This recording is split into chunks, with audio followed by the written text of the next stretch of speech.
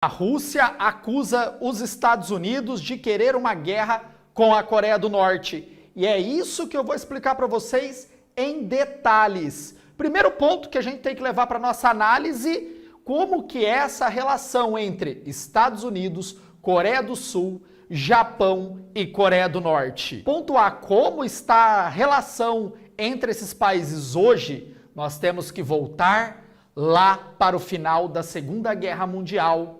Com o fim da Segunda Guerra Mundial decretada no momento que os Estados Unidos atacam Hiroshima e Nagasaki com armas nucleares, nós tivemos aí a divisão da Coreia em duas partes.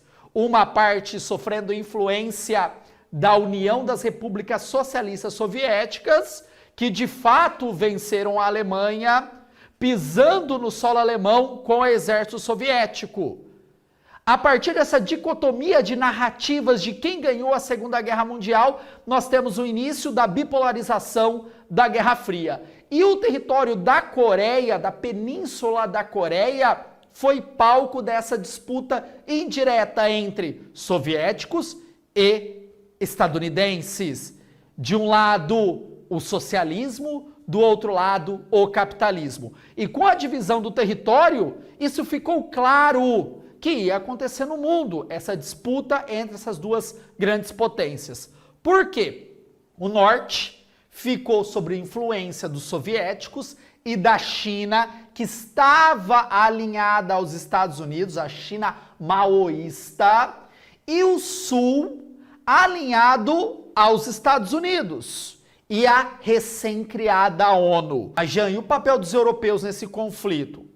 Zero. Por quê? A Europa estava num processo de reconstrução a partir do Plano Marshall, né? Os Estados Unidos financiam a reconstrução da Europa. E aí nós temos a Península da Coreia dividida em dois. Então, o norte sob o domínio soviético e chinês e o sul sob o domínio dos Estados Unidos e da ONU.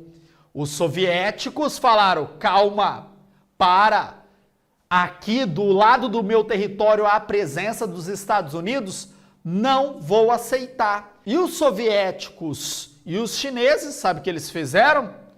Apoiaram os norte-coreanos a anexar toda a Península da Coreia, dando início à Guerra da Coreia. Então os norte-coreanos invadem o sul, começam a conquistar território, iam decretar a derrota do sul, mas aí aparece quem? Os Estados Unidos e a ONU, dando armamento para o sul. O sul volta a reconquistar território, volta a pressionar o exército norte-coreano em direção ao norte.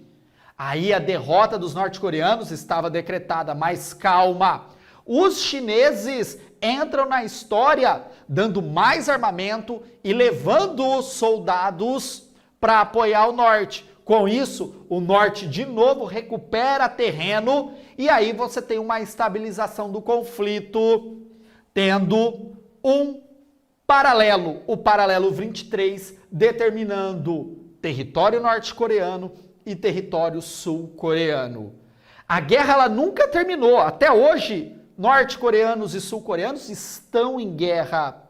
A única coisa que eles assinaram foi um armistício. O que quer dizer isso? Não há conflito armado entre as partes, mas há tensão. Gente, resumidamente para você entender, né, o porquê você tem a Coreia como peça-chave dessa relação tensa entre Estados Unidos, Coreia do Sul e Japão. Tá, Gia, mas Coreia do Sul eu entendi, mas e o Japão nessa quizumba toda? Simples, o Japão foi destruído pelos Estados Unidos, literalmente, né? Os Estados Unidos humilharam o Japão. Fez o imperador japonês, que nunca tinha aparecido em público, mostrar seu rosto para os seus súditos. E o Japão não tinha escolha após a Segunda Guerra Mundial e destruído. O Japão teve que aceitar ajuda estadunidense para se reconstruir e o Japão se alinhou aos Estados Unidos desde o fim da Segunda Guerra Mundial. Então o Japão e a Coreia do Sul se alinharam aos Estados Unidos e a China e a Coreia do Norte se alinharam à União das Repúblicas Socialistas Soviéticas. Claro que depois a China, né, vai deixar a União Soviética, está percebendo da estagnação e um possível declínio da União Soviética, e os chineses falaram, ó, vamos abandonar essa galera aí e vamos fechar com os Estados Unidos. Isso eu estou falando lá do Deng Xiaoping, né, no Deng Xiaoping da virada de chave da China, de um regime socialista para um regime socialista de mercado com as zonas econômicas especiais. E aí você teve o fim da União Soviética, o renascimento da Rússia, mas atualmente essa treta toda volta a esquentar. Porque você tem o renascimento da Rússia de Vladimir Putin como uma peça importante no tabuleiro de xadrez geopolítico, você tem a China com a segunda grande potência econômica do mundo e um cenário que vai ser a primeira e que quer rivalizar com os Estados Unidos no âmbito econômico e também no âmbito geopolítico. Essas três potências utilizam a Coreia do Norte e o outro lado utiliza a Coreia do Sul para disputar área de influência na Ásia, que é o principal mercado consumidor do mundo, com uma população gigantesca e uma crescente classe média. Jean, a Coreia do Norte tem apoio da China e da Rússia. A Coreia do Sul, dos Estados Unidos e hoje da Europa, trazendo para uma análise mais contemporânea. Tá, então a Coreia do Norte, ela provoca essa tensão por conta dessa costa quente que ela tem, por conta da Rússia e da China? Sim. Outro ponto, a Coreia do Norte tem armas nucleares. E isso é uma moeda de troca importante no jogo geopolítico. Tá, mas de onde veio essas armas nucleares? É óbvio que veio ou da China ou da Rússia. Porque o regime de Pyongyang, apesar de investir muito na área militar, não tem capacidade para produzir a sua própria arma nuclear. Então, essas armas foram doadas por essas grandes potências. Então, a Coreia do Norte tem essa moeda de troca para pressionar os Estados Unidos, por exemplo, a liberar dólares, a diminuir os embargos contra a Coreia do Norte. Então o regime de Pyongyang, para se perdurar no poder, o que ele faz? Provoca o Japão, provoca a Coreia do Sul. E para os Estados Unidos também não é interessante um conflito ali de grandes proporções. Tá, Jean, mas a Rússia, ela fala o seguinte, que os Estados Unidos está provocando um conflito com a Coreia do Sul. Gente, isso é narrativa. Mas de onde vem essa narrativa da Rússia culpando os Estados Unidos de uma tensão, né? De estimular a tensão? Simples. Os Estados Unidos, ele quer gerar tensão no mundo para se posicionar como o país que vai resolver os problemas geopolíticos. Então, os Estados Unidos se posiciona no Oriente Médio, os Estados Unidos se posiciona na Europa, os Estados Unidos se posiciona na Ásia. É uma corrida frenética para falar, olha, eu ainda sou o gestor do mundo.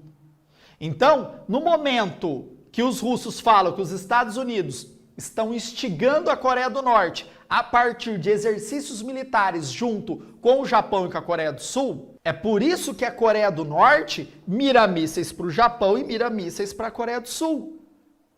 Os Estados Unidos faz exercícios militares no Mar do Japão com esses dois países. Qual é a intenção? Será que a intenção é aniquilar o governo de Pyongyang? Mas o governo de Pyongyang tem armas nucleares. Será que a resposta será apertar o botão e gerar uma catástrofe tanto no Japão quanto na Coreia do Sul?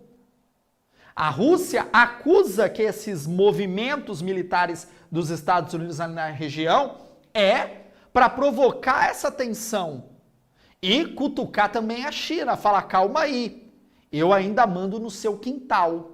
E aí, qual é a sua opinião de tudo isso? Você acha que os Estados Unidos está correto de defender o Japão e a Coreia do Sul? A Rússia está correta de colocar o dedo nesse possível conflito, nessa tensão? E o papel da China nisso tudo? Coloque aí nos comentários, eu gosto de ler os comentários, né, para a gente interagir, discutir geopolítica contemporânea. Volta aqui. Então nós temos no mundo hoje 3 áreas de grande tensão. Nós temos a área do Oriente Médio, Hamas e Israel, a área entre Ucrânia e Rússia, e na Ásia, entre Coreia do Norte, Coreia do Sul e Japão, e também Taiwan e China, além das disputas envolvendo o Mar do Norte. Então nós temos 3 áreas de tensão ali na Ásia. E aí, o que você acha disso também? Qual que é a área mais quente aí que pode resultar numa guerra? A Ásia, o Oriente Médio ou a Europa? Legal a gente trabalhar isso aqui nos comentários. E essas 3 áreas de tensão com a participação dos Estados Unidos de forma direta, não é indireta, não é só nas narrativas, e sim com presença militar. Estados Unidos quer provar o quê? Será que é porque tem eleição e o cenário é que os democratas vão perder para os republicanos? Coloque aí nos comentários, desce o dedo no like, um canal de educação precisa do seu apoio. E se você quer receber essas aulas antes de todo mundo, ter acesso, olha que legal, a muito mais aulas de geopolítica aqui no canal, liberada só para membros, aqui na descrição tem, ó, seja membro, baratinho, baratinho, você tem acesso a esses conteúdos e apoiar um canal de educação. E se você quer prestar vestibulares ou conhece alguém que presta vestibulares, aqui, ó, o Gabaritagel, a minha plataforma, estilo uma escola online, cara. Uma escola online com todas as disciplinas, com professores top de linha, que trabalham vestibulares. Então, indique aqui nos comentários também. Valeu, pessoal, tamo junto.